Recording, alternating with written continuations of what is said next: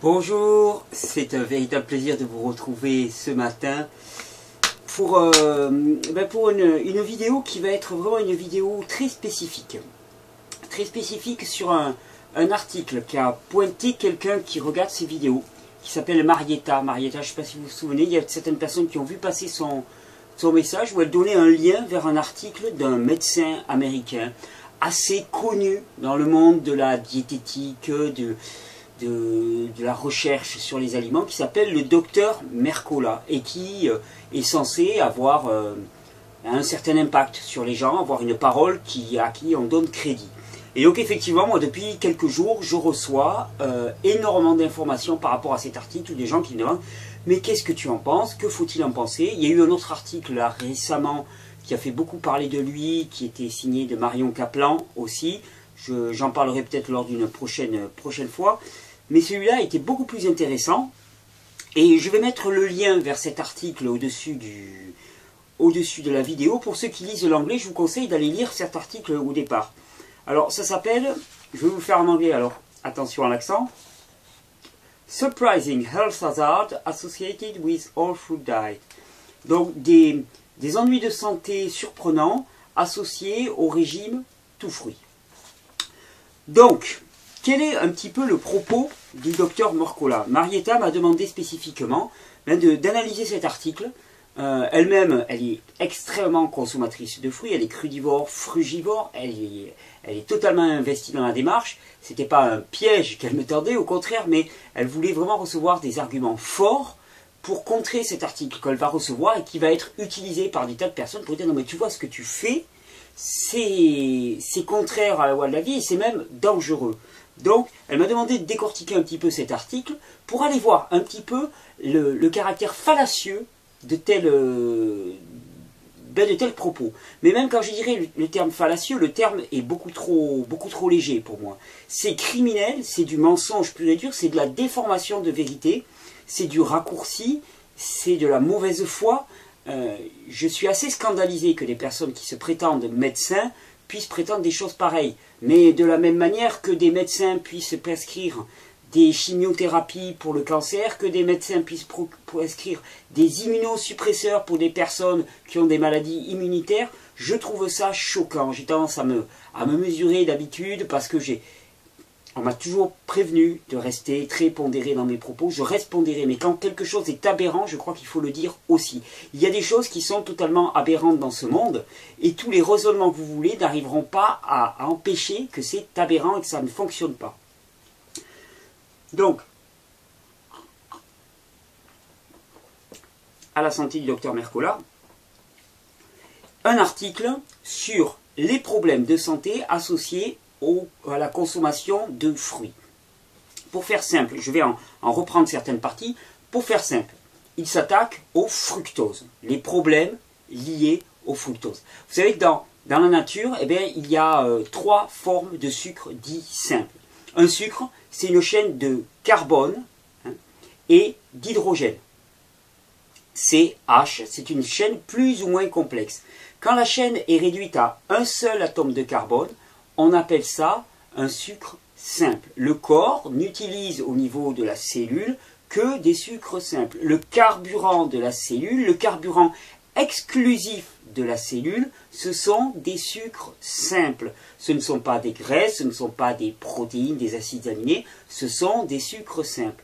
Les sucres dits complexes, qu'on va trouver dans les pâtes, dans le maïs, dans tout ce que vous voulez, et dans le blé, eh bien, sont des chaînes de sucre simple. Il n'y a que trois types de sucre simple. Il y a le fructose, le glucose et le galactose. Le fructose, pour faire simple, c'est le sucre des fruits. Le glucose, pour faire simple, c'est le sucre des légumes. Et le galactose, c'est le sucre du lait. Hormis ces trois sucres simples, il n'y en a pas d'autres. Le sucrose et ainsi de suite vont être bien des combinaisons plus ou moins longues que le corps aura à décomposer pour arriver à les assimiler et surtout à les utiliser. La cellule n'utilise que ces sucres sous forme très très simple. Donc chaque fois qu'on s'attaque au régime tout fruit ou au régime chargé en fruits, on s'attaque au fructose. Et c'est bien là où il y a un problème, mais je veux dire, Au début, je pensais que c'était juste de l'aveuglement. Maintenant, je pense que c'est vraiment de la mauvaise foi et que c'est de la stupidité, que c'est de la stupidité flagrante. Il y a un gros problème de civilisation avec le fructose. Absolument, il y a énormément d'études qui le prouvent. Mais avec quel fructose? Le problème, vous savez, c'est l'humain, il a un jouet formidable à sa disposition qu'on appelle l'intellect, le mental. Et le mental, eh bien, il crée des catégories. Et on croit que parce que deux choses ont le même nom, c'est la même chose. Il y a une différence fondamentale entre le fructose, qui est utilisé dans toutes les préparations alimentaires de style soda, plats tout préparés, sauces diverses, bonbons, pâtisseries. C'est du fructose qui est issu du maïs. C'est un sirop de maïs. Et je vais vous expliquer comment il est produit. Et le fructose qu'on va trouver à l'état naturel dans les fruits. Alors, quelle est la différence fondamentale? C'est que quand on parle de maïs, le maïs, il contient très peu de fructose. Il contient surtout du glucose. Et des longues chaînes de glucose, des polysaccharides, des sucres complexes. Alors, pour arriver à faire de cela un sirop de fructose, eh bien, il faut faire des tas de processus chimiques différents. Il va d'abord falloir le réduire en farine. Ensuite, il y a une extraction qui se fait avec du dioxyde de soufre. Attention, soufre, minéral particulièrement acidifiant, vous le savez. D'accord. Ensuite, on va utiliser toute une réaction de chaînes enzymatiques différentes avec des attaques multiples jusqu'à arriver à concentrer un produit, à le réduire et par cuisson obtenir un sirop qui va s'apparenter et qu'on va appeler sirop de fructose et qu'on va appeler fructose. Cela n'a strictement rien à voir avec le fructose que vous allez trouver dans un fruit. Un fructose qui est lié avec tous ces minéraux, qui n'a pas été transformé, dont sa structure n'a pas été modifiée, qui n'a pas été concentré, qui arrive avec un stock de minéraux, de fibres, de provitamines, de facteurs astringents qui sont liés et qui font partie de l'équilibre intrinsèque de ce fruit. Il n'y a rien de cela dans le sirop de fructose.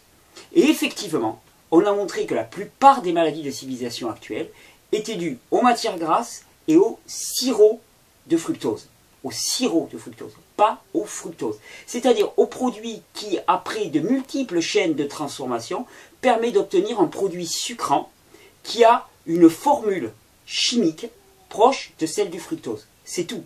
C'est l'unique point commun qu'il y a entre ces deux éléments. Et on confond les deux. On fait des études pour montrer la nocivité du sirop de fructose, et puis c'est utilisé par les partisans de l'antifruit pour dire mais attention le fructose. Alors de deux choses l'une, soit ces gens-là sont vraiment limités intellectuellement pour ne pas lire exactement tout le contexte, soit ce sont des gens qui manipulent les chiffres de façon consciente et à dessein. Je suis en train de pencher de plus en plus pour la seconde solution. Je ne sais pas pourquoi, ça me dépasse un petit peu, mais je suis en train de pencher de plus en plus pour la seconde solution. Alors on va décomposer un petit peu l'article du docteur Mercola.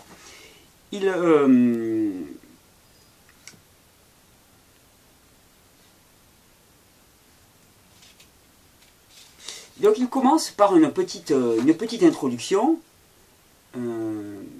D'ailleurs, c'est extraordinaire la méthode. La méthode, c'est de dire, oui, non mais, les fruits, c'est pas mal. Tout le monde en a besoin d'un petit peu. C'est comme ça qu'il commence. Les fruits sont chargés d'antioxydants, de vitamines et de minéraux. Et c'est ce qui fait que en manger avec modération est bénéfique pour la plupart des gens. Ça, c'est bien, on l'entoure, on récupère, on enrobe. Cependant, nombreux de ces bénéfiques, nombreux d'entre eux bénéficieraient de réduire le rapport de fruits. Alors, première assertion du docteur Mercola, le fructose, un sucre simple trouvé dans les fruits, là c'est vrai, est transformé préférentiellement en graisse dans le foie. Et manger de grosses quantités de fructose a été lié à toute une chaîne négative de métabolique et d'effets endocriniens. Alors, il y a deux choses qui sont absolument fausses. Que le fructose soit préférentiellement métabolisé en graisse dans le foie, c'est faux.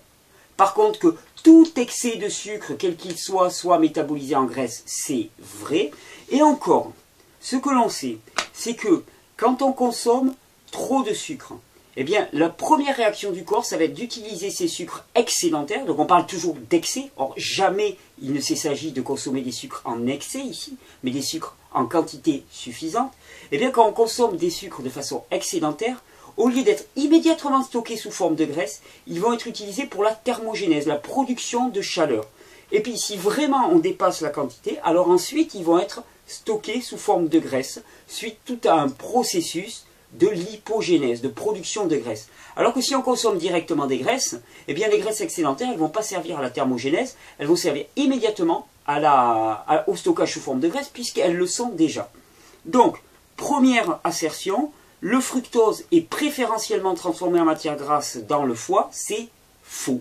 Rien ne le prouve, ça sort de nulle part. C'est le genre de stupidité qu'on lit assez régulièrement et qu'on se répète de blog à blog, de site internet à site internet, parce que les gens ne vérifient pas et que ça leur plaît de se gaver de pseudo-vérité sans aller exercer leur esprit critique. C'est faux, c'est juste faux. Il n'y a strictement rien qui nous permette de le dire. Physiologiquement parlant, empiriquement parlant, il n'y a rien.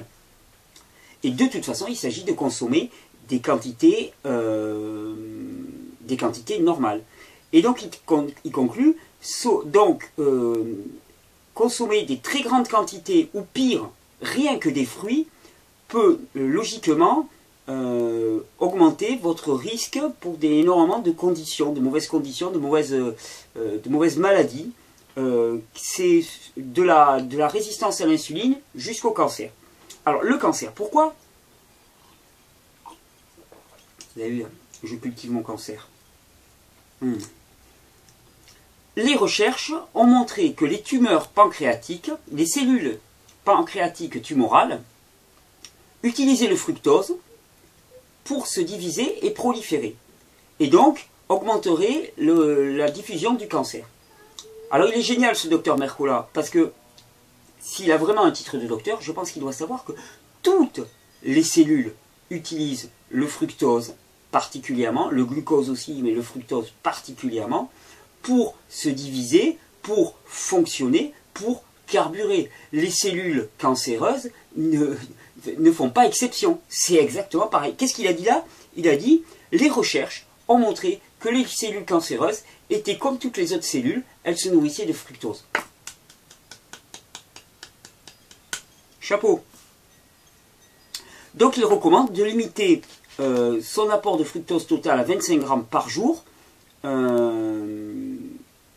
Et si on avait une résistance à l'insuline, il faudrait prendre 15 grammes ou moins. Alors, pour signaler à peu près dans un verre comme ça, j'ai facilement 40 grammes, 45 grammes de fructose.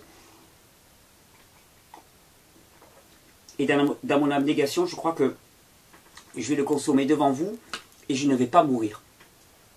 Alors après, il prend l'exemple de cet acteur qui a voulu jouer le rôle de Steve Jobs. On y revient, là c'est le gros truc actuellement. Kutcher, il s'appelle Ashton Kutcher, le pauvre, qui dit, premièrement, le régime fructarien peut amener à de sérieuses douleurs. Je suis allé à l'hôpital 2 jours avant de commencer le film. J'avais 2 fois plus mal qu'avant. Mes enzymes pancréatiques étaient complètement en dehors des clous. J'étais terrifié. C'était terrible, c'était terrible. Alors qu'est-ce qui se passe? On a un pauvre acteur qui est normalement bien nourri avec des produits laitiers, avec des hamburgers, qui a un bon régime bien physiologique, qui se met à manger des fruits et oulala, oulala, oulala, oulala, mais ça va plus. Ça va plus. Les fruits le rendent malade. Les fruits me rendent malade. Ça, c'est le nouveau truc. Attaqué par une orange. C'est un risque quand on croise une pomme. Là, il faut se méfier. Mais c'est une mécompréhension totale des réactions physiologiques de détoxination. L'action des fruits, on mélange à peu près tout à ce niveau-là. Qu'est-ce qui s'est passé? Il est particulièrement intoxiqué et il s'est mis à manger que des fruits, le pauvre. Eh bien, il est tellement encrouté et congestionné que finalement, c'est évident que ça va se mettre en circulation. Comme en plus, certainement, il doit avoir des émonctoires en piteux état, il est normal qu'il ait vécu des moments un petit peu rock'n'roll. Mais aller blâmer les fruits pour ça, non, les fruits lui faisaient un peu de bien. Pour la première fois de sa vie, peut-être qu'il a un petit peu pu décongestionner tous les produits qu'il prend. Mais bon, voilà, il ne l'a pas considéré comme ça. Donc, le professeur Mercola continue en disant supprimer les nourritures préparées et les sodas qui sont chargés de sirop de fructose venu du maïs et les remplacer par des fruits ne va pas améliorer votre santé. Donc lui, il met dans le même panier les fruits et les produits à base de fructose concentrée. Donc il n'y a rien qui peut justifier ça. Et non seulement il n'y a rien, mais en plus la pratique, l'expérience montre que c'est tout le contraire. Comment est-ce qu'on fait pour aider une personne qui a un cancer et qui a un cancer en phase très avancée? On la met sous un régime tout fruit et les résultats sont évidents. On voit les radicaux libres s'effondrer. J'ai encore un exemple là, je pense à Fanny par exemple, qui est sous fruits et sous jus et qui a vu ses taux de radicaux libres s'effondrer complètement. Et j'espère que ça va renforcer sa conviction dans le fait que ce qu'elle est en train de faire, c'est l'unique chemin vers la vie. Dans les cas de cancer, la seule chose à faire, c'est renforcer le système. Parce que de toute façon, toutes les cellules se nourrissent de sucre. Parler des cellules cancéreuses du pancréas qui se nourrisseraient de fructose, c'est bidon. C'est du pseudo-argument scientifique. C'est un petit peu comme quand on vous dit, il vous faut du calcium, il y a du calcium dans le lait de vache, donc le lait de vache c'est la meilleure source de calcium. Mal barré, on arrive au plus fort taux de décalcification chez les personnes qui consomment des laits de vache. C'est peut-être qu'on a oublié une case. Le calcium présent dans le lait de vache n'est ni bioassimilable, et on oublie de considérer aussi que les produits présents dans le lait de vache vont être énormément congestionnants pour la lymphe de cette partie-là, donc en fait que la thyroïde va très mal fonctionner, la thyroïde et la parathyroïde, que l'utilisation du calcium par le corps et le métabolisme du calcium va être empêché, et que donc les produits laitiers non seulement n'apportent pas de calcium, mais sont décalcifiants parce que acides. Ben là c'est à peu près pareil. C'est à peu près pareil. Il dit les cellules se nourrissent de sucre, alors et de fructose en particulier, les cellules pancréatiques, des cancers pancréatiques se nourrissent de fructose, donc supprimons le fructose. Mais on ne peut pas supprimer le sucre au niveau des cellules. Si vous supprimez le sucre au niveau des cellules, il y en a qui ont essayé, par exemple les régimes tout protéinés, ça fait maigrir les gens. Ça fait maigrir les gens, mais ça les fait disjoncter. Pourquoi? Parce qu'on a besoin de sucre. On ne peut pas tenir sur un régime fait de protéines et de graisse, parce que lui c'est son truc. Il promeut la graisse. Et il en vend d'ailleurs. Et puis il vend des programmes aussi, qui ne sont pas donnés. C'est tout un merchandising, comme on dit aux États-Unis. Mais bon. Passons. Le corps ne peut pas se nourrir de graisse et ne peut pas se nourrir de protéines sans avoir de gros problèmes. Pourquoi? Parce que la cellule se nourrit de sucre. Donc ces graisses et ces protéines, il faudra bien qu'elles soient transformées en sucre à un moment ou à un autre, sauf qu'il y a des sous-produits qui sont produits et qui sont fortement intoxicants pour le corps. Donc lui, il dit que finalement, 50 à 70% de notre alimentation devrait être composée de... Alors il y a un mot en anglais que j'adore extrêmement, on appelle healthy fat, donc des graisses saines. Mais le problème, c'est qu'ils nous font croire qu'il y a des graisses saines et des graisses pas saines. C'est complètement idiot. C'est méconnaître complètement l'alimentation spécifique d'un être humain. Il y a des graisses, bon, les graisses frites et ainsi de suite, bien sûr que c'est pas sain. Mais il n'y a pas une graisse saine et une graisse pas saine. Il y a des quantités adaptées et des quantités inadaptées. Donc, première assertion fallacieuse, c'est qu'il utilise toutes les études qui ont été faites sur le sirop de maïs concentré et les calque et les utilise pour prouver qu'un régime fait avec des fruits conduit aux mêmes effets. C'est faux. C'est faux, ça n'a jamais été étudié. Et d'ailleurs, ça ne sera jamais étudié parce que c'est absolument faux, parce que je suis le premier à constater sans cesse les régénérations profonde et puissante qu'on obtient avec des fruits. Je suis sans cesse le premier à dire que quand il y a une infection très sévère et qu'il s'agit de régénérer très rapidement, eh bien les légumes ralentissent le processus et que ce sont les fruits avec le fructose qui vont permettre vraiment d'atteindre la régénération et la détoxination maximale, à condition que les émonctoires suivent. Donc, toute la clinique, toute l'expérience prouve le contraire. Donc de toute façon, je suis tranquille avec ça. Il est impossible de prouver le contraire. Parce que c'est faux. Parce que c'est juste faux. Mais cela n'a jamais été étudié. Donc, il revient sur l'histoire de Steve Jobs. Alors bon, il y a une liste des des conditions qui pourraient apparaître, alors conditions, j'arrête pas de traduire l'anglais, des maladies qui pourraient apparaître suite à la consommation de fructose. Alors c'est génial parce que c'est effectivement la liste des pathologies qui peuvent apparaître suite à la consommation, à l'hyperconsommation de sirop de fructose dans les sodas et dans les plats préparés. Sauf qu'ils l'utilisent pour les fruits. Ben, c'est du mensonge. C'est juste du mensonge, de la mauvaise foi. Donc, la pathologie du foie gras, des dommages rénaux, ce qu'on appelle le syndrome métabolique, qui en fait c'est tous les diabètes, haute pression sanguine. Il faut m'expliquer comment l'un des fruits les plus régénérants, enfin les fruits les plus régénérants, les plus alcalinisants, pourrait conduire à la surtension, de l'hypertension, obésité abdominale. Si tout le monde était sous fruits, non mais c'est ça qui est complètement dingue. N'importe qui mange énormément de fruits, vous les regardez, ils sont tout minces. On est tout mince quand on mange des fruits. On ne peut pas être gros quand on mange des fruits. Il y a des périodes d'adaptation, mais on ne finit pas gros quand on mange des fruits. C'est évident. Le truc, c'est que là où c'est le plus aberrant, c'est que de telles assertions se cassent le nez directement sur ce qu'on constate autour de nous, et que des personnes vont encore reprendre ces textes et vous interroger, vous mettre au défi avec votre régime de fruits. Non mais, demandez-leur dans quel état elles sont, c'est juste ça.